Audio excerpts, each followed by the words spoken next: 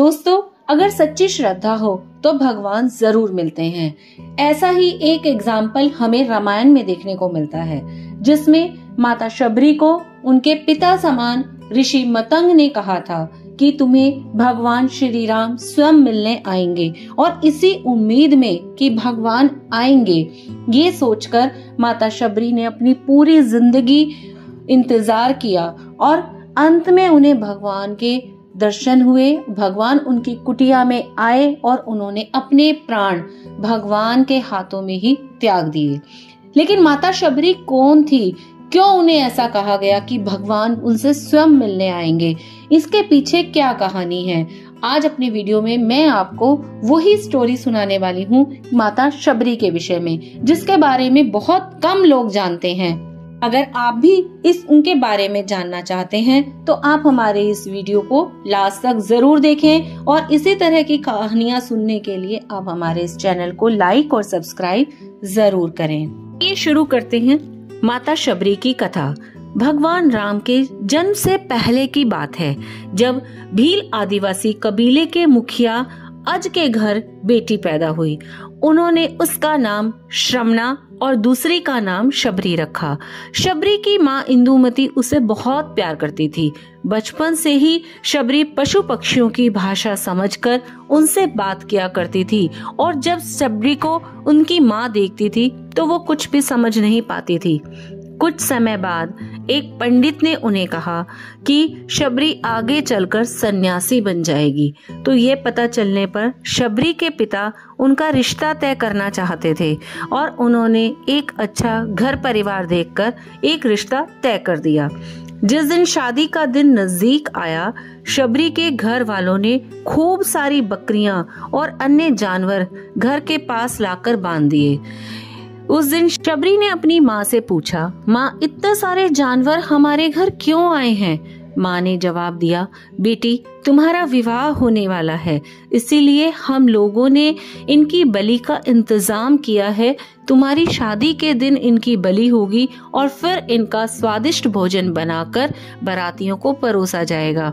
यह सुनकर शबरी बहुत ही ज्यादा दुखी हो गई। काफी देर तक शबरी उन जानवरों को आजाद करने के बारे में सोचती रही। सोचते सोचते शबरी के मन में हुआ, अगर ये जानवर यहाँ नहीं होंगे तो इनकी बलि रुक सकती है।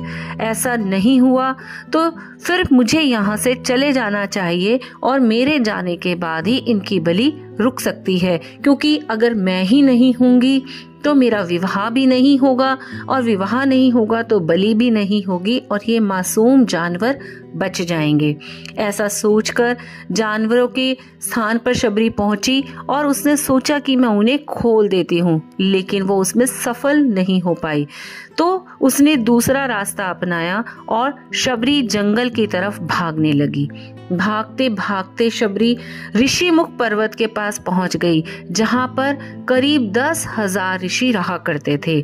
शबरी को लगा कि वो भी इसी जंगल में किसी तरह ऋषि मुनियों की सेवा करके अपना जीवन जी लेगी। वो चुपचाप उसी जंगल में एक हिस्से में रहने लगी। शबरी रोजाना ऋषि मुनियों की झोपड़ी के आगे झाड़ू लगाती और हवन के लिए लकड़ियां भी रख देती। ऋषि मुनियों को समझ में नहीं आ रहा था कि जंगल में उनके काम अपने आप कैसे हो रहे हैं। एक दिन शबरी को किसी ऋषि ने देख लिया और उन्होंने देखते ही उसका परिचय पूछा। जैसे ही शबरी ने बताया कि वो भील आदिवासी परिवार से संबंध रखती है, तो ऋषियों ने उसे खूब डांट लगाई। शबरी को इस बात का बिल्कुल भी नहीं पता था कि उसकी छोटी जाति है और ऋषियों के द्वारा उसका जाति की वजह से अपमान किया जाएगा।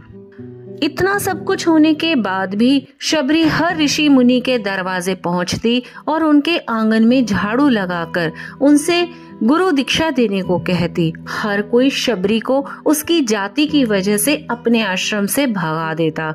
ऐसा होते होते बहुत समय बीत गया। उसके बाद शबरी मतंग ऋषि की कुटिया में पहुंची। वहां पहुंचकर मतंग ऋषि को शबरी ने बताया कि वे गुरु दीक्षा लेना चाहती है। उन्होंने खुशी खुशी उसे अपने गुरुकुल में रहने दिया और भगवान से जुड़ा ज्ञान देते रहे। शबरी ने भी अपने गुरु मतंग ऋषि की सेवा करने में कोई कसर नहीं छोड़ी और वो गुरुकुल के सारे काम किया करती थी। तो शबरी से खुश होकर मतंग ऋषि ने उसे अपनी बेटी मान लिया। समय के साथ साथ मतंग ऋषि का शरीर बूढ़ा हो गया और उन्होंने एक दिन शबरी को अपने पास बुलाया और कहा, बेटी, मैं अपना देह त्यागना चाहता हूँ। बहुत साल हो गए इस शरीर में रहते रहते। तो शबरी ने कहा कि आप ही के सहारे तो मैं इस जंगल में रह पाई हूँ। अगर आप चले जाएंगे तो मैं जीकर क्या करूँगी। आप अपने संग मुझे भी ले जाइए, मैं भी देह त्याग दूंगी। मतंग ऋषि ने जवाब दिया, बेटी, तुम्हें चिंता करने की जरूरत नहीं है।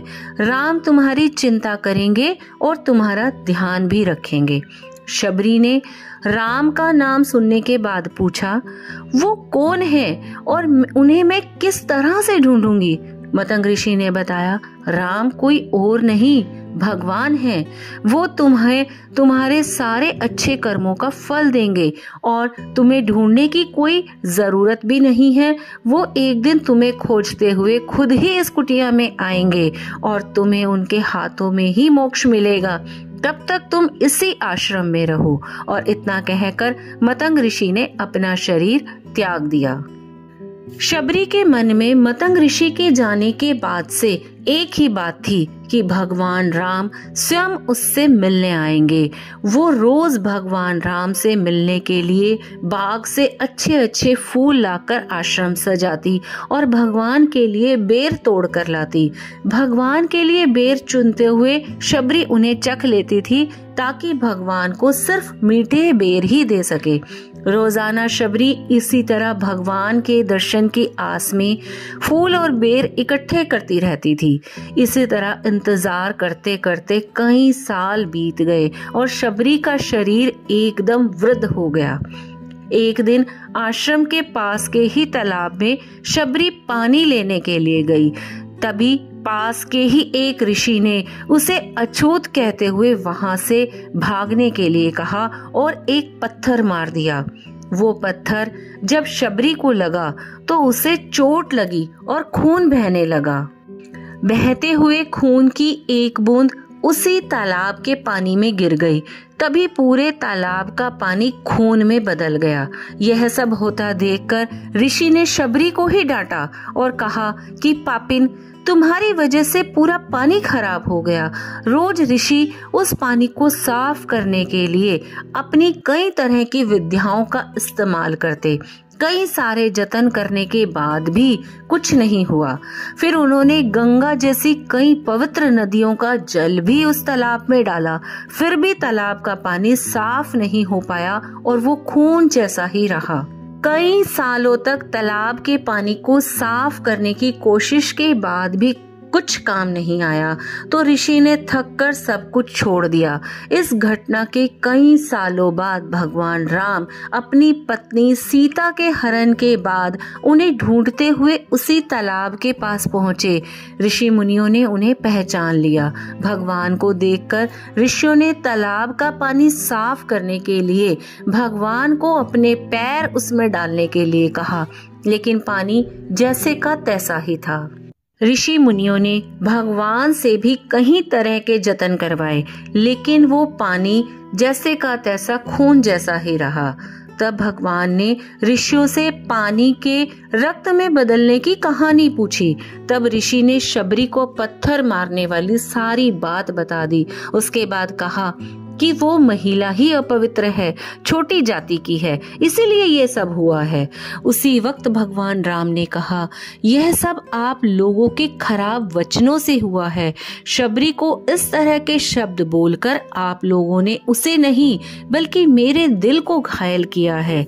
इसी घायल दिल के रक्त का प्रतीक यह तालाब का पानी खून जैसा लाल है। आगे भगवान राम बोले, कहाँ है वो माई, मैं उनसे मिलना चाहता हूँ। तब तक शबरी भी उस तालाब के पास पहुंच जाती है और इस दौरान शबरी के पैर को ठोकर लग जाती है और कुछ धूल उस तालाब के पानी में गिर जाती है तो सारा पानी साफ हो जाता है। भगवान सबसे कहते हैं कि देखिए, आप लोगों ने क्या कुछ नहीं किया, लेकिन पानी साफ नहीं हो पाया।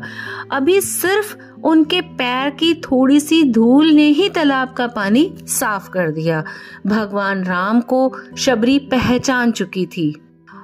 उन्हें प्रणाम करके शबरी ने कहा, भगवान आप मेरी कुटिया में चलिए। भगवान भी खुशी खुशी शबरी के साथ चल पड़े।